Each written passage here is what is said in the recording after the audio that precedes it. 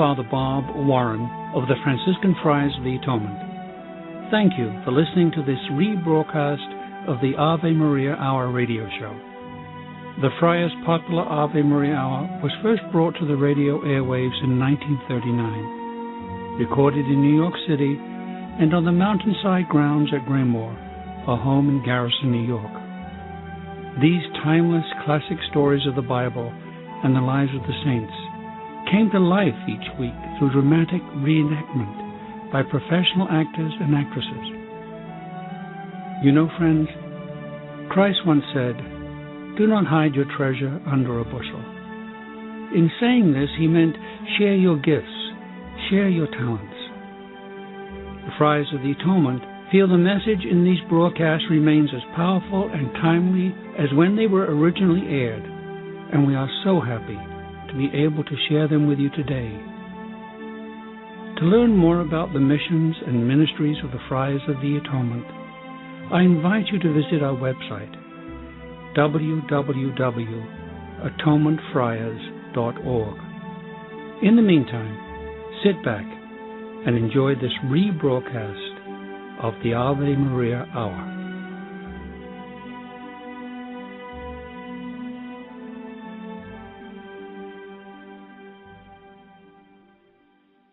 The truth shall make you free.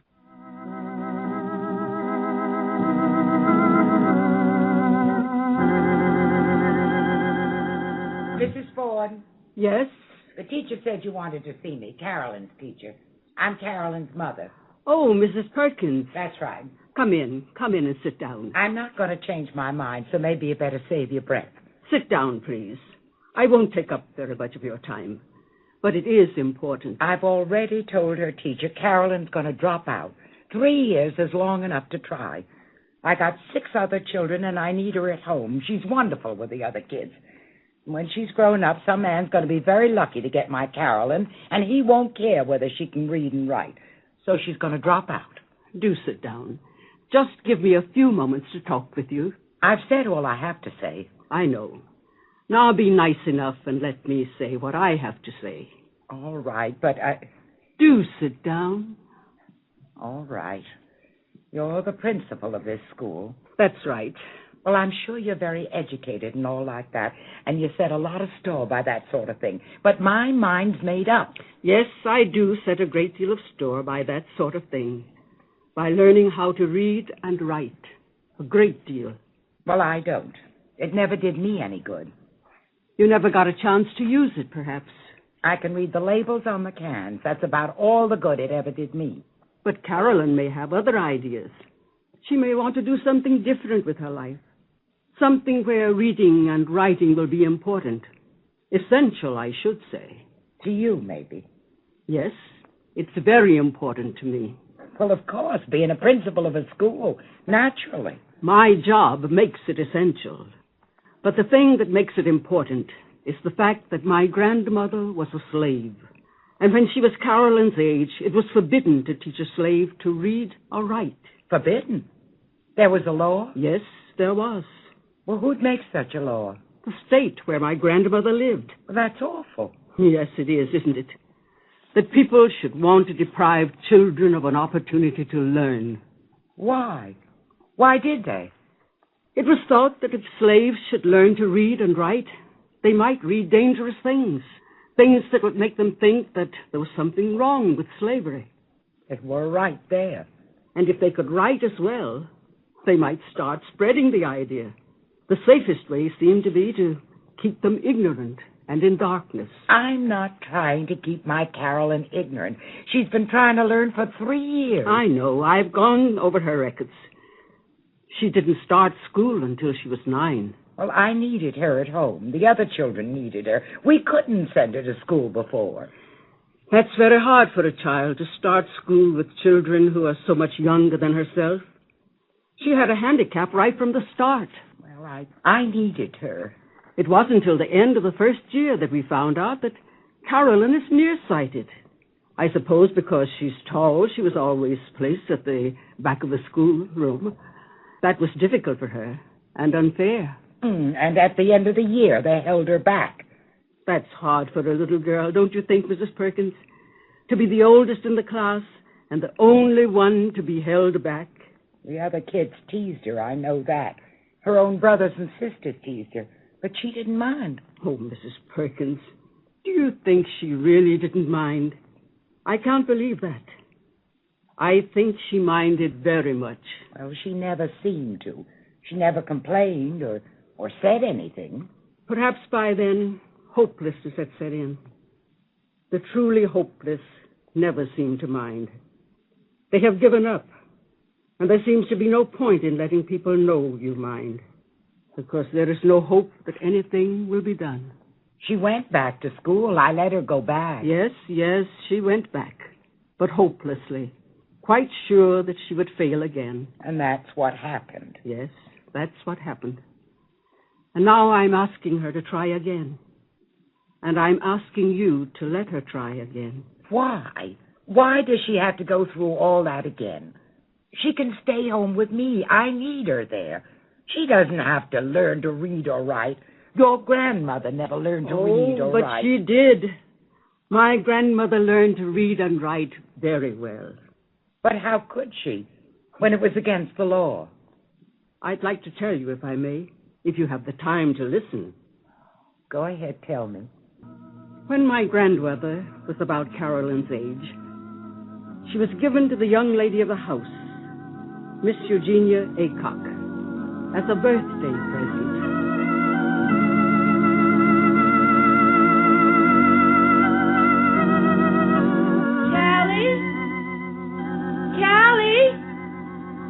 Oh, Callie! Yes, Miss Eugenia? Callie, I have got such a headache. Where's my spirits of camphor? They're all used up, Miss Eugenia. Oh, no. Well, you want me to rub your head for you? Yes, do, please. That's nice. That's good. Oh, Callie, what sweet, soft hands you have. Well, I never was a field hand, Miss Eugenia. No, thank goodness. Because I asked for you. Did you know that? No, Miss Eugenia, I didn't know that. Well, I did. Because you're so sweet. And so willing and smart, too. Oh, you're fooling, Miss Eugenia. No, I am not fooling. I've heard you, the way you talk to the other black folks and the way you catch on so fast. Well, I'm sure glad you asked for me, Miss Eugenia. You'll be with me forever and ever, Callie, even when I get married. Callie, I do believe you drove my headache away. Good. Whatever would I do without you? Find another Callie, I expect. Never. There is no other Callie. Remember that. There is no other Callie. You are you, and there is no one exactly like you. Never has been, and never will be. Now, you say it. There is no other Callie. Come on. There is no other Callie. Just me. That's right. That's what I say to myself every night. There is no other Eugenia Aycock. I say it over and over every night. Yes, I do. Sometimes I write it down. You ought to do that. That way it'll stick in your mind. Oh, I couldn't do that. Of course you could. It isn't anything wrong. You just write, there is no other Callie. And there you are. I know. I can't write, Miss Eugenia. Why can't you write? I can't write, that's all. Nobody I know can write. Well, you can read, can't you? No, Miss Eugenia. How old are you? 16. 16? Yeah. Well, I could read and write when I was 7. Yes, no. Nobody ever taught you? Who would teach me? Well, I don't know. Somebody. Nobody's going to teach me to read or write. I will. You? Well, why not? I've got plenty of time till my fiancé comes back from his trip. Of course I'll teach you. Would you like me to? Oh, boy, I'll be the only black person I know who can read and write. We'll do it. Bring me a book. Oh, yes, Miss Eugenia. After all, if you're going to work for me after I'm married, you'll have to know how to read and write. There'd be so many things I'd want done, letters and notes. And... Here's the Bible. Oh, well, not what I learned to read out of, but let's start right away, shall we? Yes, miss. Holy Bible. That's what it says here on the cover. Holy Bible. Now, holy is spelled Holy. You understand? No, Miss Eugenia. You know what the alphabet is, don't you? No, miss. But it's 26 letters. 26 letters. And you put them together to make words. All of them? No, Callie, only as many as you need. Look here. Holy has 4 letters, and Bible has 5. See that? These two are alike, huh? Very good. That's an L. An L. Right. Wow. Callie, I think we should start at the beginning and teach you the alphabet. All the letters. Like L? Like L. But L comes out about the middle. Mm-hmm. I have to teach you all the letters in front of it and all that come after. Mm-hmm. Now, A. That's the first letter. A, first letter. Then B. B. Then C. Then C. Then D. Then D.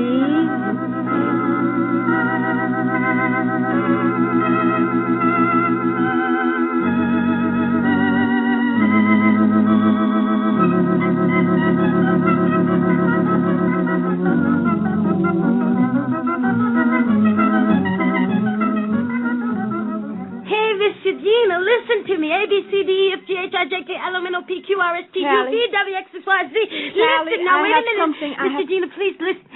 Z, X, Y, Z, W, V, U, T, S, R, O, P, O, M, N, L, K, J, I, N, G, Callie, listen to S, me. E, D, C, D, A, backwards, forwards, and back sideways. I can say the whole alphabet backwards and forwards. Callie, it seems I have been very wrong. That's not the alphabet, Miss Eugenia? Oh, yes, that's the alphabet, all right, but... Well, listen, I thought you'd be pleased. Oh, Callie, I am pleased. I studied all night, every night. I know. I went to... Callie, I know someone hurt you. And someone told my father, and he is very angry. He doesn't like me to know the alphabet? Callie, it's against the laws of the state for you to know. Against the law? That's what my father just told me. I didn't know it myself. Oh, why should it be against the law to know the alphabet? I don't know. It just is. You know the alphabet.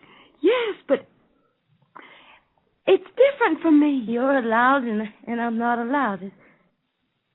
Is that it? Well, yes. Why? Well, because... Because why, Miss Eugenia? It's the law. Is it because I'm a slave? Because I'm black and I'm a slave? Well, is it just slaves that aren't allowed to learn the alphabet? Is it? Well, Callie... It is. Is it? Yes. Just slaves. Because they're slaves. I guess so. What other reason could there be, Miss Eugenia? No other reason, I guess. Yeah, I already know it. They can't take it out of my head because it's already in my head. They can kill me, but so long as I'm alive, it's in my head and it's going to stay in my head and nobody can get it out because it's there. And I know it backwards and forwards, the whole alphabet. And some one of these days I'm to find out what all those letters look like. I already know H and O and L and Y and B and I and E. And someday, sometime, I'm going to know them all. Callie, listen. And when I know them all, I'm going to figure out how they go together to make words. And when I know that, I'm going to know how they go with each other in sentences. And then I'm going to get a book. Callie, and then I'm going to get please. another book, and I'm going to get another book, and I'm going to read all the books I can find. And if anybody tries to stop me, Callie, listen. I'm going to kill them. I'm going to kill them if they try to stop me. Anybody tries to stop me. Callie, you stop that this minute. I tell you to stop it. Why? Why can't I be allowed? I've been good. I've been as good as I know how. I work all the time as good as I know how. I don't make trouble. Why can't I be allowed? I learned that whole alphabet. Why can't It's all right. Now, Callie, you're going to learn. I promise you. You are my friend, and I'm going to see that you learn to read and write. You mean that? I mean it. Only we're going to have to be very careful. This will be a great secret between you and me. Because of your father. A secret from everyone. Now, to start with, I'm going to tell my father that I need you to sleep in my room because I've been having nightmares. He'll believe that because sometimes I do. And then after everyone has gone to bed, you and me, we'll study. We'll study A and B. Yes. C and D and B and E and F and G.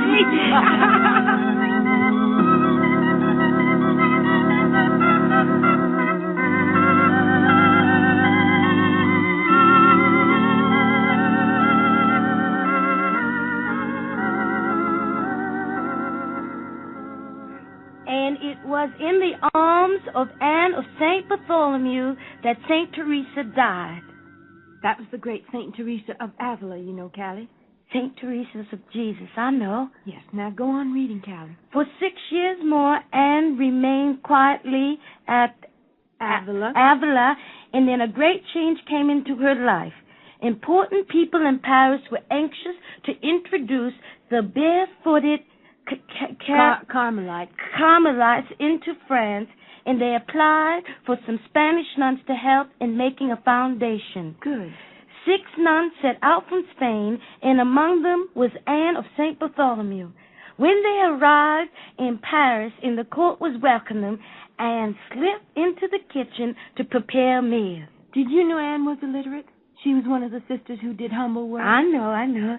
She did the cooking and cleaning, all those things. But now, wait, you got to listen, Miss Regina, to what happened next.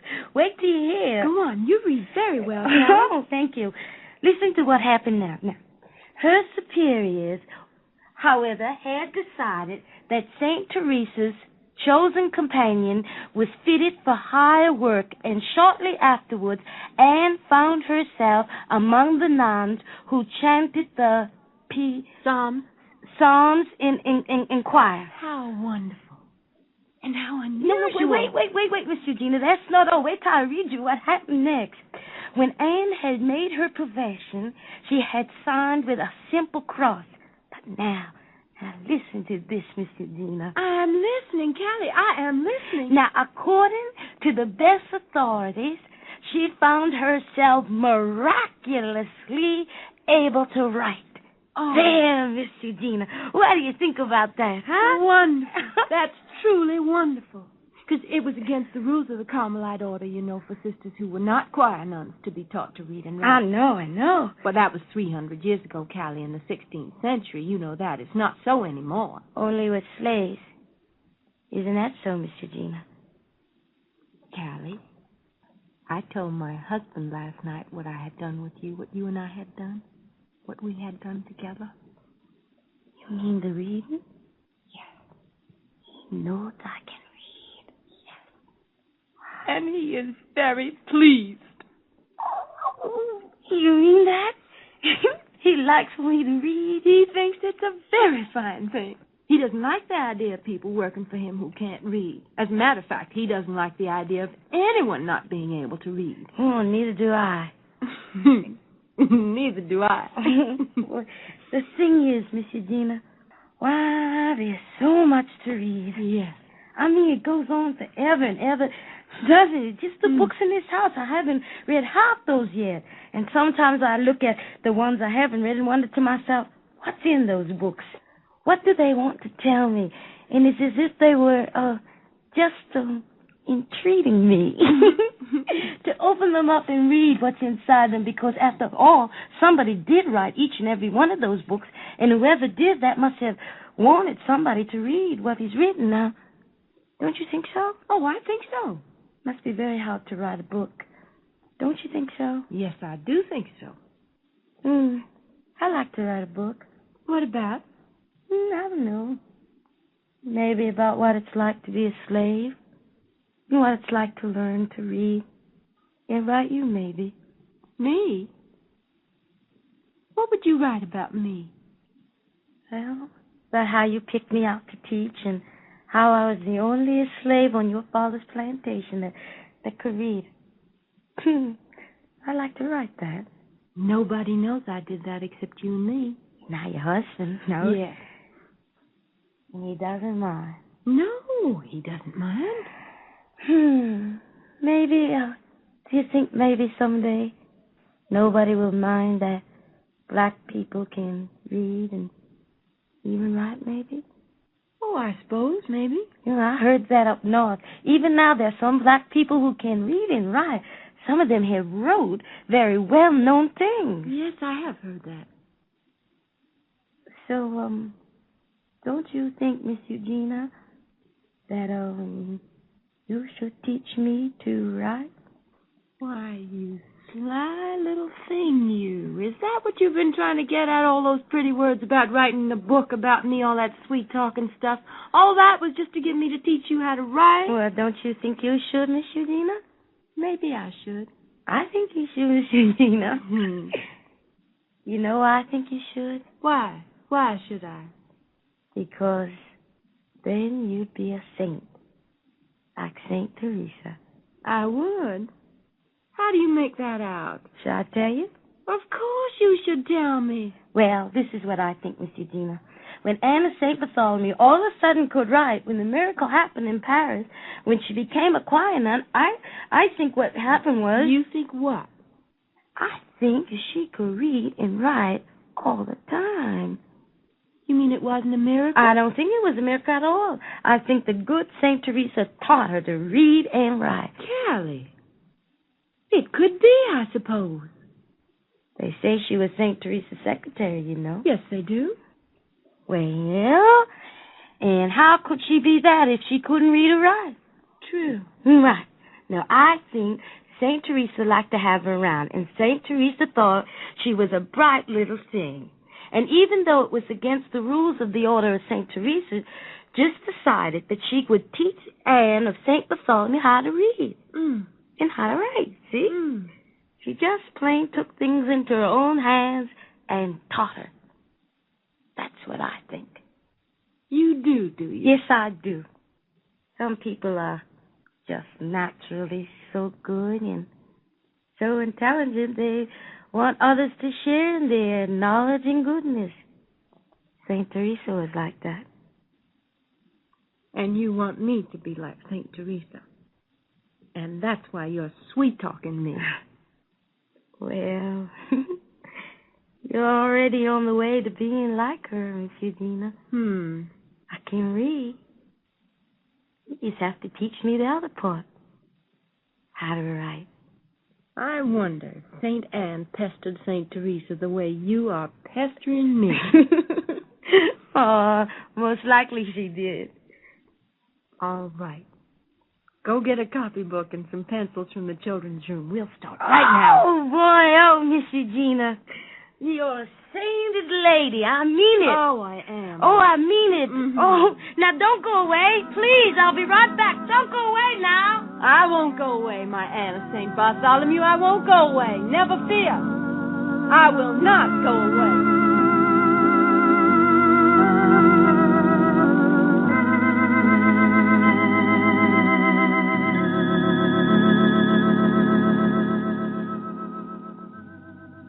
And that's how my grandmother learned to read and write.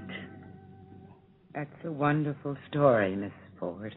I think so. Now, Mrs. Perkins, I am retiring at the end of the term. You won't be principal anymore? I've already overstayed my time. But I've been thinking what I'll do with my life, what's left of it. And while I was telling you about my grandmother and about Anne of St. Bartholomew, I had an idea. I think I'd like to teach reading and writing to youngsters who are having difficulty, like Carolyn. I have a nice little apartment. Suppose she came to me for an hour each day after school. I think we could solve her difficulty. Between us, we could do that. What do you think? Maybe. I'll ask her. Mrs. Perkins, I am deeply convinced that when people live in darkness and ignorance, they are enslaved by their ignorance. The first step towards freedom is education. And from education come the true values of life and its meaning.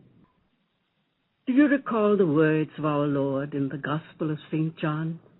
If you continue in my word, you shall be my disciples indeed, and you shall know the truth, and the truth shall make you free.